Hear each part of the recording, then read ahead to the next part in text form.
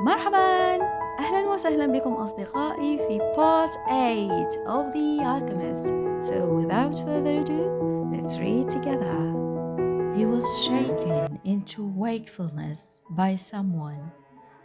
He had fallen asleep in the middle of the marketplace, and life in the plaza was about to resume. Looking around, he sought his sheep, and then realized that he was in a new world. But instead of being saddened, he was happy.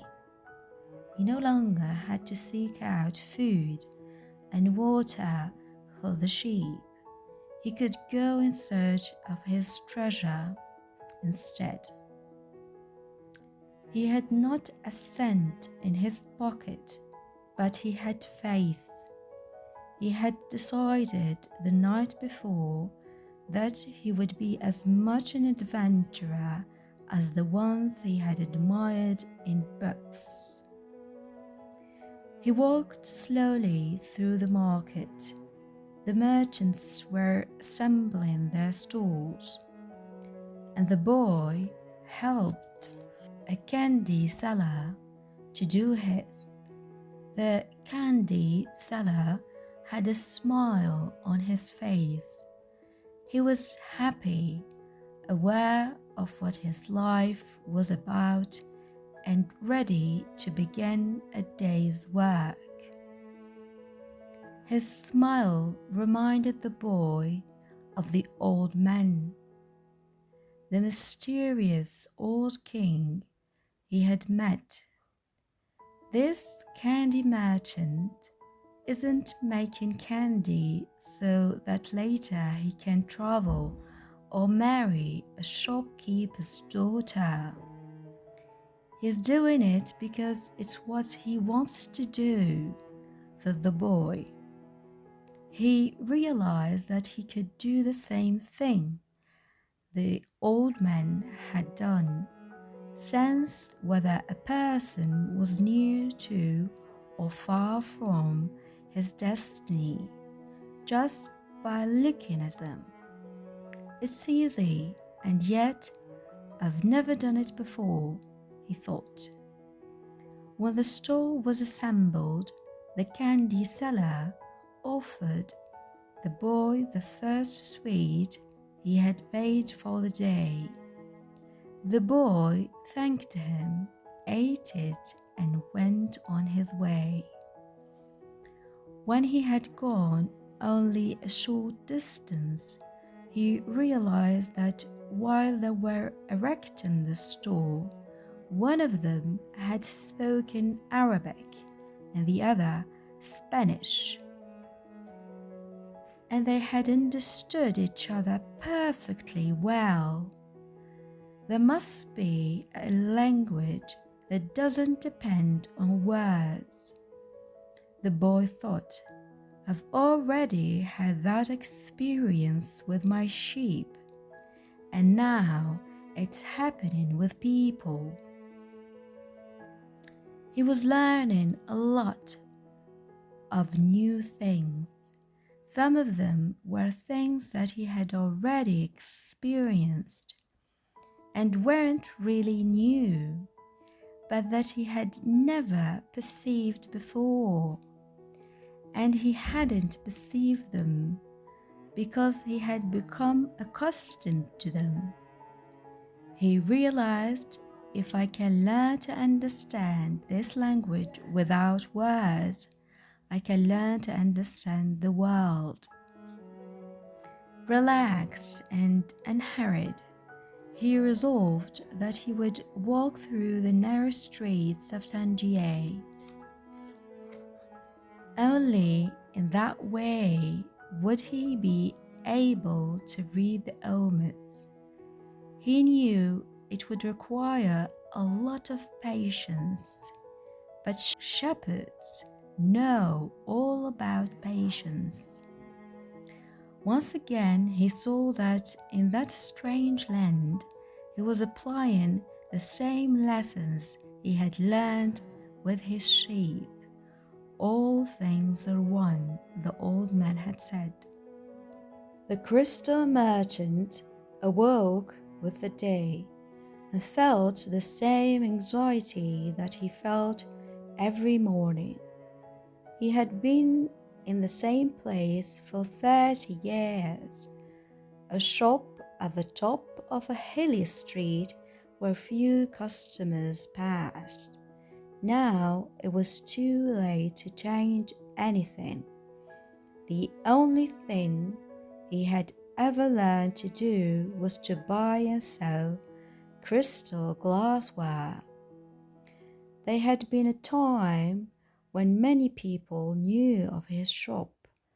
Arab merchants, French and English geologists, German soldiers who were always well-heeled. In those days it had been wonderful to be selling crystal, and he had thought how he would become rich and have beautiful women at his side as he grew older. But as time passed, Tangier had changed. The nearby city of Susa had grown faster than Tangier, and business had fallen off. Neighbors moved away, and there remained only a few small shops on the hill, and no one was going to climb the hill just to browse through a few small shops. But the crystal merchant had no choice.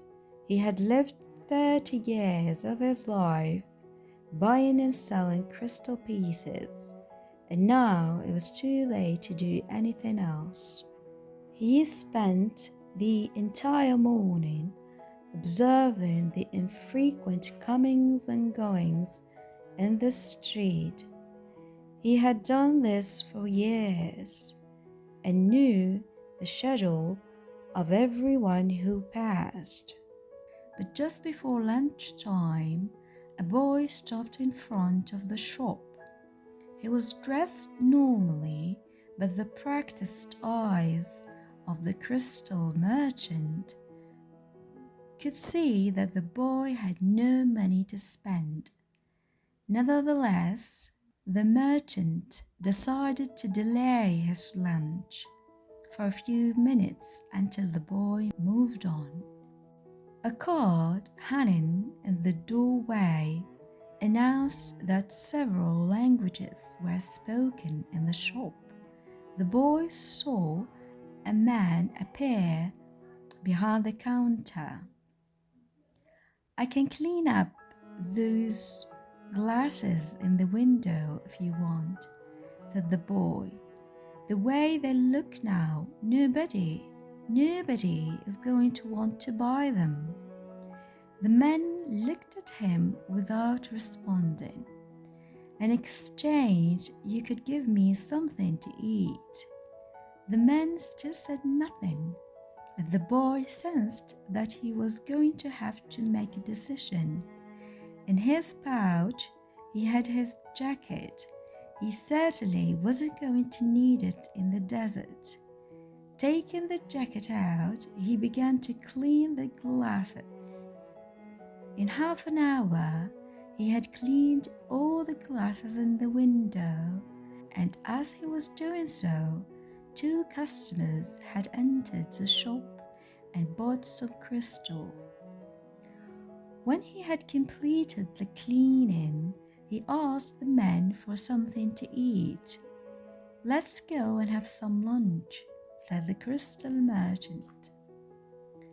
He put a sign on the door, and they went to a small cafe nearby.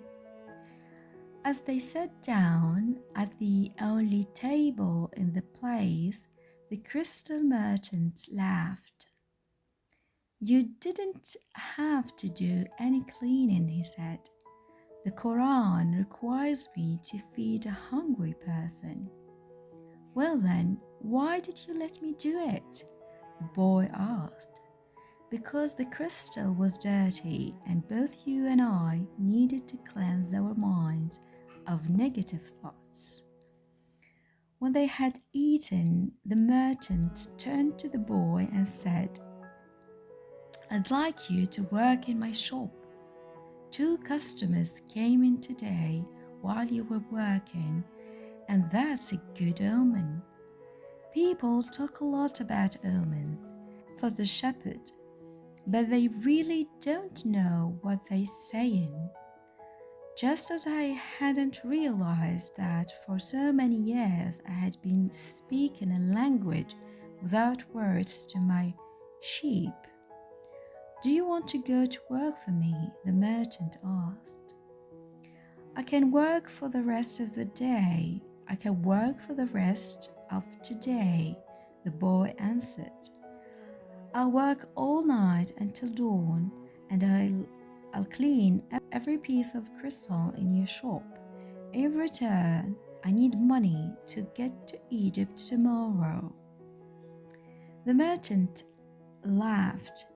"Even if you clean my crystal for an entire year, even if you earned a good commission selling every piece, you would still have to borrow money to get to Egypt. There are thousands of kilometers of desert between here and there." There was a moment of silence so profound that it seemed the city was asleep. No sound from the bazaars. No arguments among the merchants. No men climbing to the towers to taunt. No hope. No adventure, no old kings or destinies, no treasure and no pyramids. It was as if the world had fallen silent because the boy's soul had. He sat there staring blankly through the door of the cafe, wishing that he had died and that everything would end forever at that moment. The merchant looked anxiously at the boy. All the joy he had seen that morning had suddenly disappeared. "I can give you the money you need to get back to your country, my son," said the crystal merchant. The boy said nothing. He got up, adjusted his clothing, and picked up his pouch. "I'll work for you," he said, and after another long silence he added, "I need money to buy some sheep." The boy had been working for the crystal merchant for almost a month, and he could see that it wasn't exactly the kind of job that would make him happy. The merchant spent the entire day mumbling behind the counter, telling the boy to be careful with the pieces and not to break anything. But he stayed with the job because the merchant, although he was an old grouch, treated him fairly. The boy received a good commission for each piece he sold, and had already been able to put some money aside. That morning he had done some calculating. If he continued to work every day as he had been, he would need a whole year to be able to buy some sheep. "I'd like to build a display case for the crystal," the boy said to the merchant. "We could place it outside and attract those people who pass at the bottom of the hill." "I've never had one before," the merchant answered. "People will pass by and bump into it, and pieces will be broken. Well, when I took my sheep through the fields, some of them might have died if we had come upon a snake. But that's the way life is. with sheep and with shepherds. The merchant turned to a customer who wanted 3 crystal glasses. He was selling better than ever, as if time had turned back to the old days when the street had been one of Tangier's major attractions. "Business has really improved," he said to the boy, after the customer had left. "I'm doing much better, and soon you'll be able to return to your sheep. Why ask more out of life?" "Because we have to respond to omens," the boy said, almost without meaning to. Then he regretted what he had said, because the merchant had never met the king. It's called the principle of favorability, beginner's luck, because life wants you to achieve your destiny, the old king had said. But the merchants understood what the boy had said. The boy's very presence in the shop was an omen, and as time passed and money was pouring into the cash drawer, he had no regrets about having hired the boy. The boy was being paid more money than he deserved, because the merchant, thinking that sales wouldn't amount to much, had offered the boy a high commission rate. He had assumed he would soon return to his sheep. "Why did you want to get to the pyramids?" he asked. "To get away from the business of the display." "Because I've always heard about them," the boy answered, saying nothing about his dream.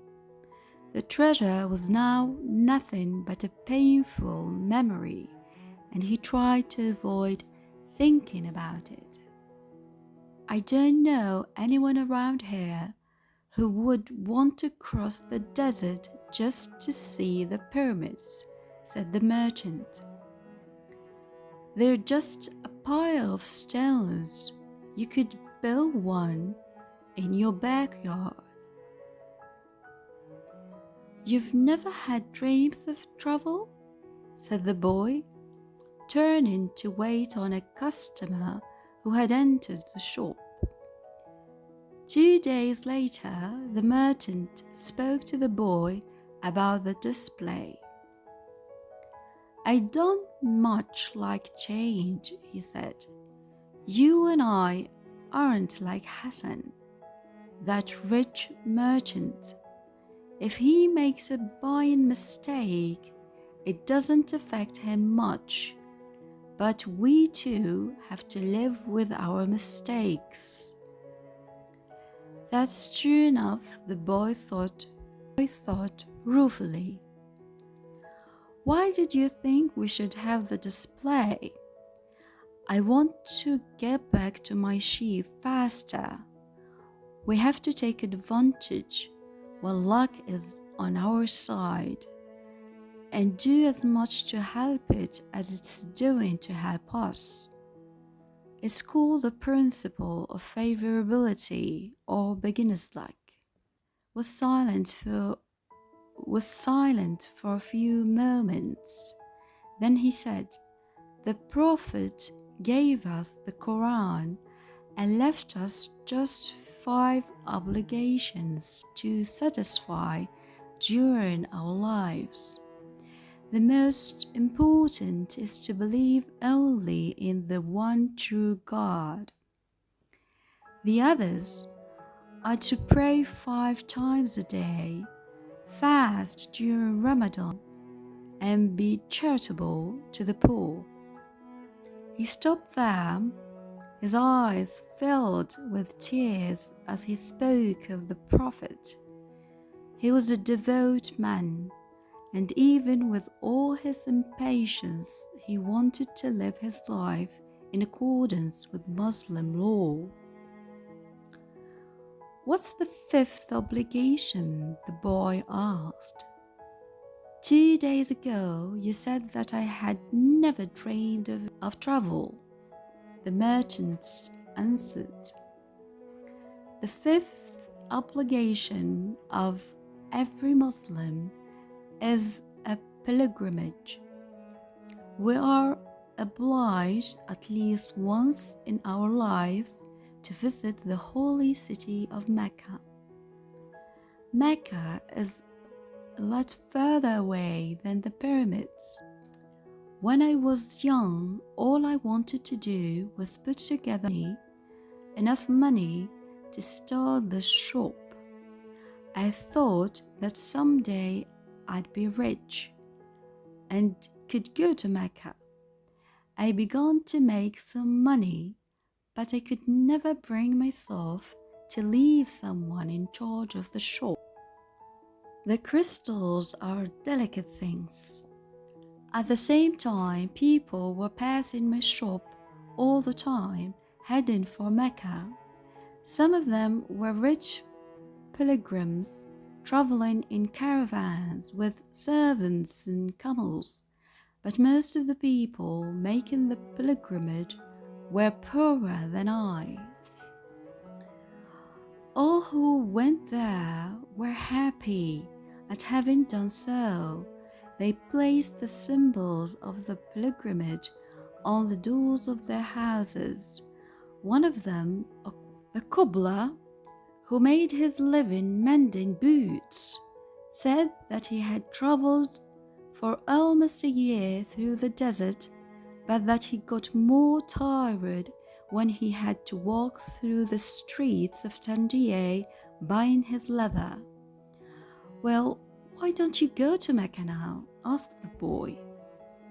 "Because it's the thought of Mecca that keeps me alive. That's what helps me face these days that are all the same, these mute crystals on the shelves, and lunch and dinner at that same horrible cafe. I'm afraid that if my dream is realized, I'll have no reason to go on living." "You dream about your sheep and the pyramids, but you're different from me because you want to realize your dreams. I just want to dream about Mecca. I've already imagined 1,000 times crossing the desert, arriving at the plaza of the sacred stone. The 7 times I walk around it before allowing myself to touch it. I've already imagined the people who would be at my side and those in front of me, and the conversations and prayers we would share. But I'm afraid that it would all be a disappointment, so I prefer just to dream about it." That day, the merchants gave the boy permission to build the display. Not everyone can see his dreams come true in the same way. والآن إلى الملخص. استيقظ الغلام على أصوات السوق الذي دبت فيه الحياة مرة أخرى، وأخذ يساعد أحد الباعة على نصب محله، فما كان من هذا الأخير إلا أن أعطاه أول قطعة حلوى يصنعها شكرا له، ومضى الغلام في طريقه.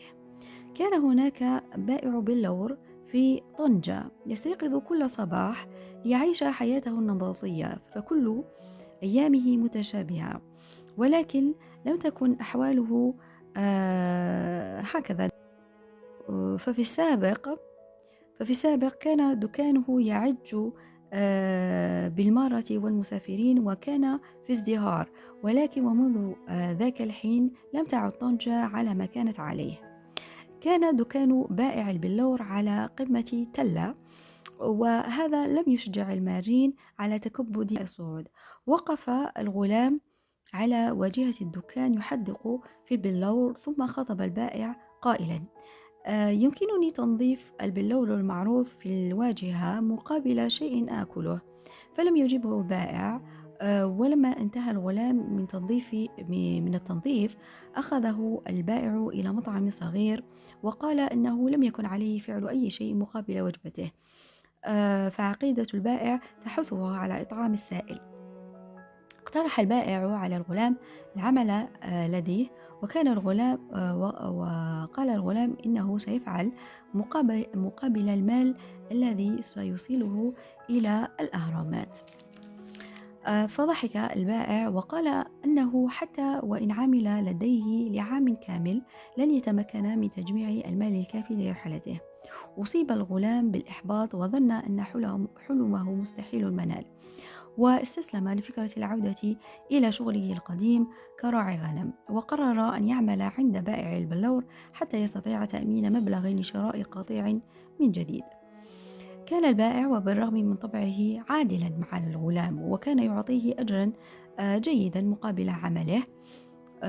اقترح في يوم من الأيام الغلام على البائع وضع طاولة للعرض خارج الدكان لاستقطاب الزبائن. لم ترق هذه الفكرة كثيرا في البداية للبائع طبعا. فهو كان لا يحب التغيير، ولكنه وافق في النهاية بعد إلحاح الغلام. سأل هذا الأخير البائع ما إن قد فكر في السفر من قبل. بعد أن سأله البائع عن سبب رغبته في الذهاب إلى الأهرامات، فكان جواب أنه في القرآن أمرنا ب5 واجبات، هن الإيمان بالله